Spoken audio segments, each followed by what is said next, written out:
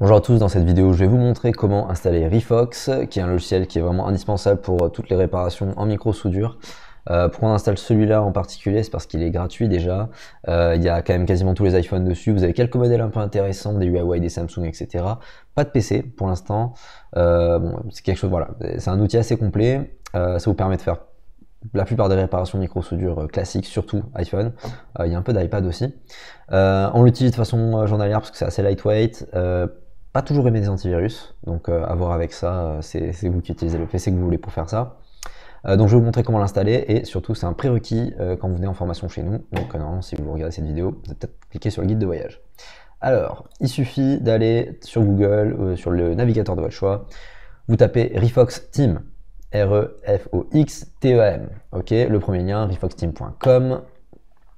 Ah, vous allez voir, il y a pas mal de pubs sur le site parce qu'ils font plein de choses maintenant. Rifox a commencé à sortir sa propre gamme d'outils derrière, qui est derrière Rifox, en fait c'est Riwa qui est derrière. Hop, vous cliquez ici sur Bitmap. Bitmap c'est le logiciel qu'on va télécharger. Rifox Bitmap. Ici, hop, Download. Plus qu'à cliquer. Alors en fait, il vous propose Windows et Mac, mais en fait, il n'y a qu'une version Windows qui existe. Si vous téléchargez pour Mac, il faudra installer une machine virtuelle. Donc Parallel Desktop marche assez bien, je crois, mais il me semble que c'est payant. Donc voilà, plutôt du Windows du coup pour faire la réparation. Vous n'avez plus qu'à télécharger ici. Par contre, moi je vais l'arrêter parce que je l'ai déjà téléchargé plusieurs fois. Ensuite, une fois que vous avez téléchargé ce logiciel, mettez-le où vous voulez dans votre PC. Lancez l'utilitaire, hop, vous allez avoir une fenêtre qui va afficher. Ici, une fenêtre de ce type là, vous faites sign up surtout, d'accord, et ça va vous amener sur une autre page. Bon, moi je suis en auto-logging, donc là il va se lancer tout seul. Vous faites sign up et ça va vous amener sur une autre page, d'accord. Sur cette page là, vous allez devoir créer un compte, vous utilisez l'adresse email de votre choix. Je présume que cette adresse email après, comme tout site où on s'inscrit, elle est sûrement revendue, donc peut-être utiliser une adresse email que vous réservez pour la réparation et vous voulez pas du spam.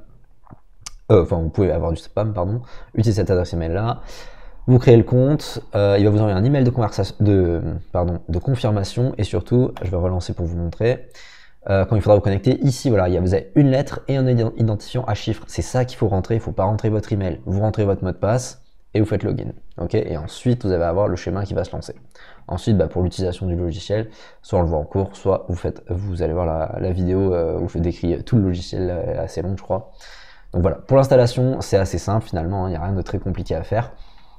Mais voilà, essayez de le télécharger à l'avance, faites en sorte qu'il marche. Donc voilà, s'il faut désactiver, mettre une règle spéciale de pare-feu, mettre une règle d'antivirus dessus, à faire.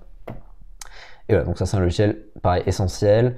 C'est peut-être pas le meilleur, mais en tout cas il est gratuit, donc c'est parfait pour commencer sans avoir à investir. Merci d'avoir regardé et à bientôt.